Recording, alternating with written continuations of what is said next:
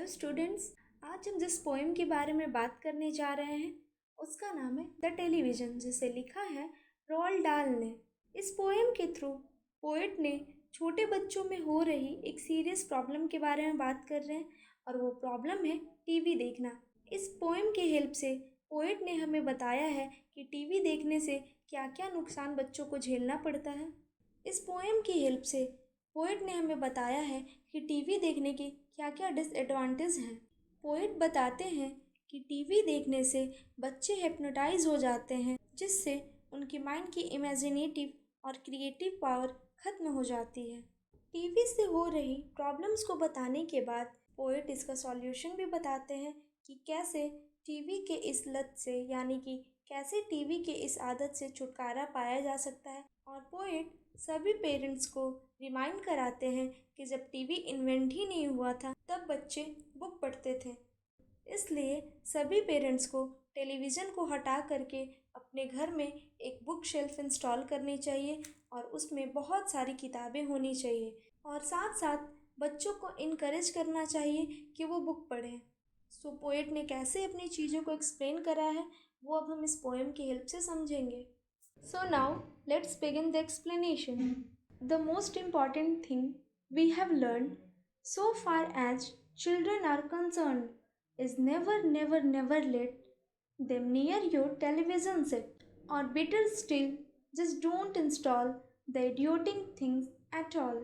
इस स्टैंजा के हेल्प से पोएट ड्रामेटिक वे में पेरेंट को एड्रेस करते हुए बताते हैं कि बच्चों के बारे में उन्हें एक बहुत इम्पॉर्टेंट लेसन मिला है और वो है बच्चों को टेलीविज़न सेट के पास ना लाया जाए और ना ही उसके प्रोग्राम उन्हें दिखाया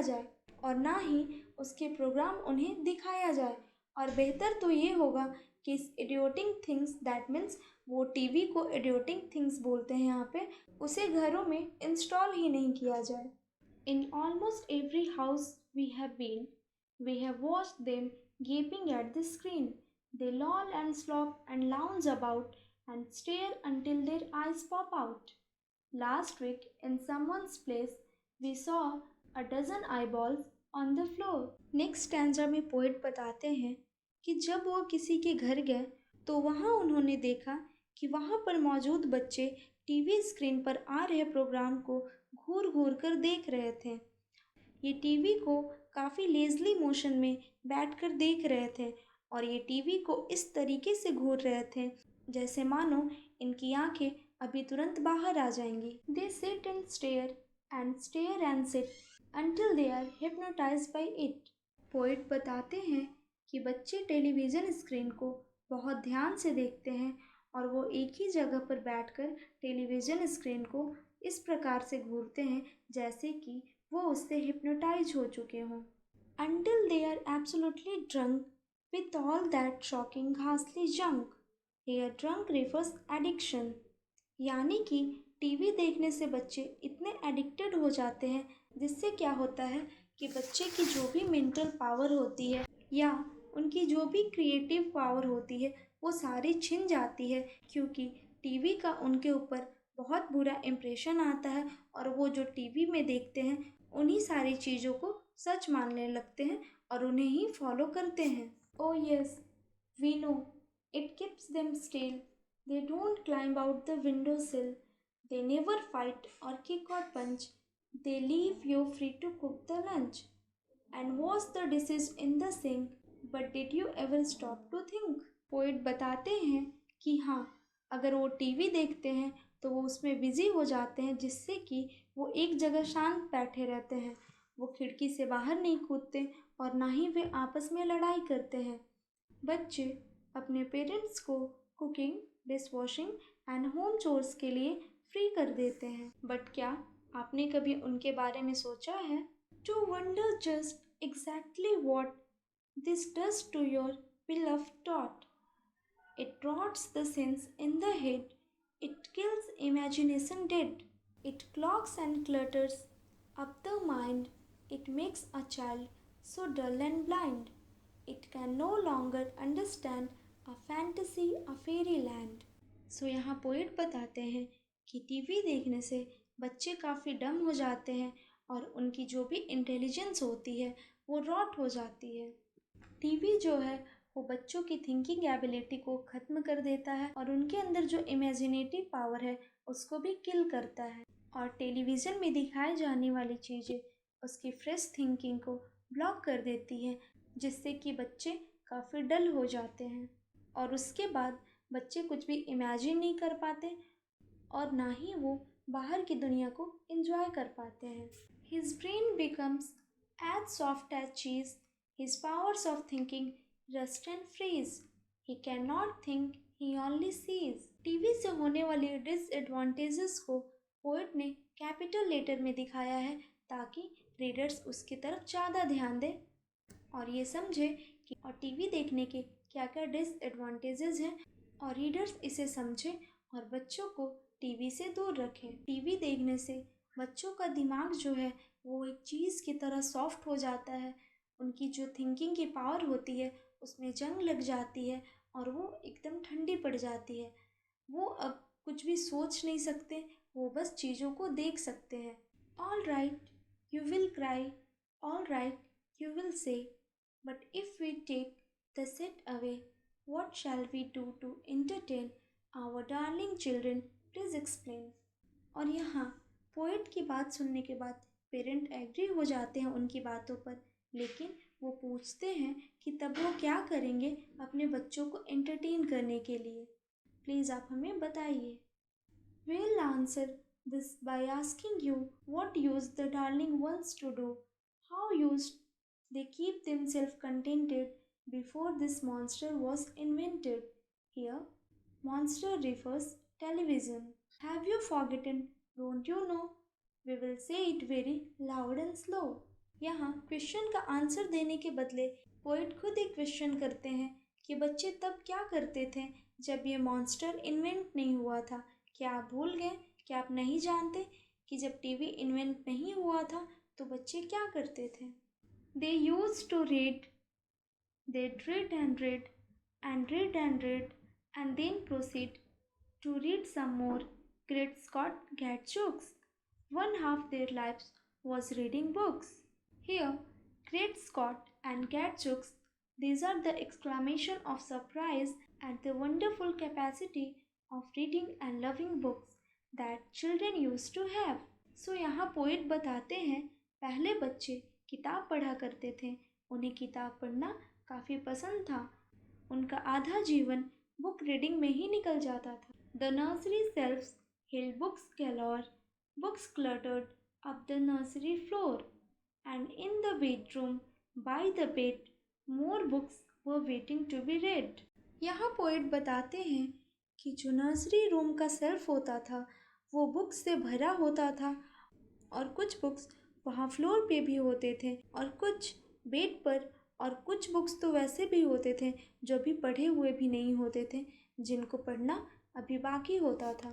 Such wondrous fine fantastic tales of dragons, gypsies, queens and whales, and treasure isles and distant shores where smugglers roved with muffled oars, and pirates wearing purple pants and sailing ships and elephants. यहाँ poet बताते हैं कि बच्चे past में dragon, gypsies यानी कि बंजारे जो कि इधर उधर घूमते रहते हैं, क्वीन और वेल्स की कहानियाँ पढ़ते थे।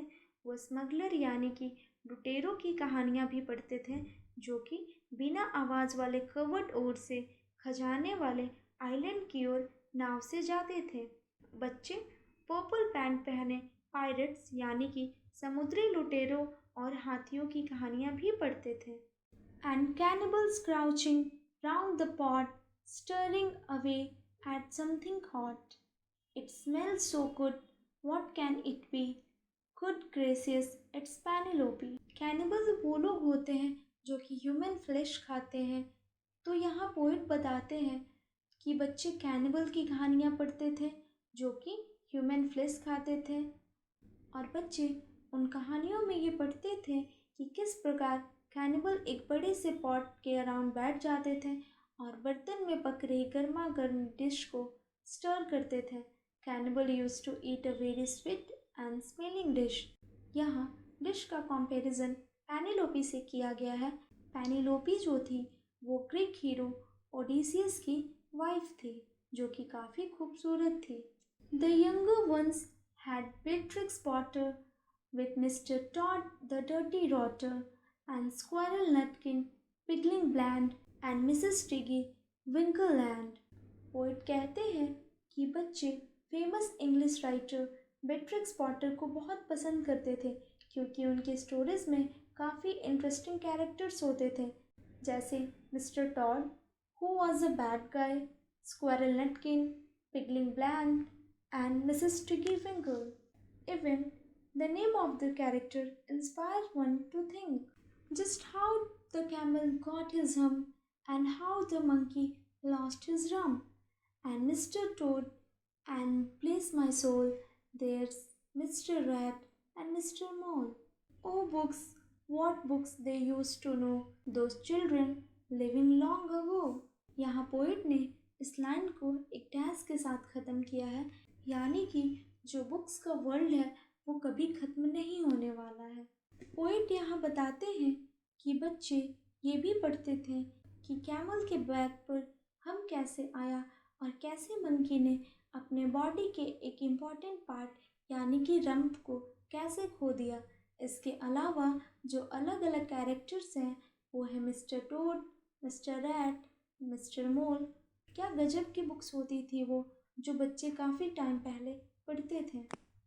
So please, oh please, we beg, we pray, go throw your TV set away, and in its place you can install a lovely bookshelf on the wall। यहाँ पोइट सभी पेरेंट्स से request करते हैं कि प्लीज़ आप अपने घर से टीवी को हटा दीजिए और उसके जगह पे आप अपने घर में बुक शेल्फ को लाइए। Then fill the shelves with lots of books, ignoring all the dirty looks, the screams and yells, the bites and kicks, and children's hitting you with sticks। और टेलीविज़न की जगह पर बुक सेल्फ इंस्टॉल करिए। और यहाँ poet ये भी कहते हैं कि अगर बुक सेल्फ को इंस्टॉल करने से आपका वॉल का लुक ख़राब भी होता है तो उसे इग्नोर करिए, लेकिन आप अपने घर में बुक सेल्फ को इंस्टॉल करिए। पोएट ये भी बताते हैं कि ऐसा करने से आपके ऊपर बच्चे चिल्लाएंगे, आपको काटेंगे, आपको मारेंगे और इवन वो आपको स्टिक से भी मारेंगे। Fear not, because we promise you that in about a week or two of having nothing else to do, they will now begin to feel the need of having something to read। बच्चों के चिल्लाने और आपको मारने के बाद भी लेकिन आप बुक सेल्फ इंस्टॉल करिएगा, क्योंकि हम आपसे प्रॉमिस करते हैं ऐसा 1 और 2 वीक तक ही रहेगा, क्योंकि जब उनके पास कुछ नहीं होगा तो वो बुक रीडिंग के बारे में सोचेंगे, और अगर उन्होंने एक बार रीडिंग करना शुरू कर लिया तो धीरे धीरे ये उनकी हैबिट बन जाएगी। And once they start, oh boy you watch the slowly growing joy that fills their hearts, they'll grow so keen, they'll wonder that they had ever seen in that ridiculous machine, that nauseating, fall and clean, repulsive television screen, and later each and every kid will love you more for what you did। Poet यहाँ बताते हैं कि अगर बच्चों ने एक बार book पढ़ना start कर लिया तो ये इनकी हैबिट बन जाएगी। और पोइट पेरेंट को ये भी बताते हैं कि रीडिंग की ये हैबिट बच्चों को जॉय से भर देगी। वो चीज़ों को जानने के लिए बहुत एक्साइटेड हो जाएंगे और तब वो सोचेंगे कि वो स्टूपिड मशीन टेलीविज़न को क्यों देखते थे, और तब वो समझ पाएंगे कि टेलीविज़न स्क्रीन इतनी अनक्लीन और डिस्गस्टिंग क्यों होती है। और फिर सारे बच्चे आपने जो किया है उनके लिए, उसके लिए आपसे और ज़्यादा प्यार करने लगेंगे, और तब उन्हें रियलाइज़ होगा जो भी आपने उनके लिए किया वो कितना इम्पॉर्टेंट था। इस पोएम की हेल्प से पोएट ने सभी पेरेंट्स को ये मैसेज दिया है कि वो घर में टीवी ना लगाएं और उसके जगह पर बुक शेल्फ इंस्टॉल करें। So students, here we have completed our poem. I think you will have understood the disadvantage of watching television. So instead of watching television, go and read some books. So till then, keep learning and keep studying. Thank you. Bye bye.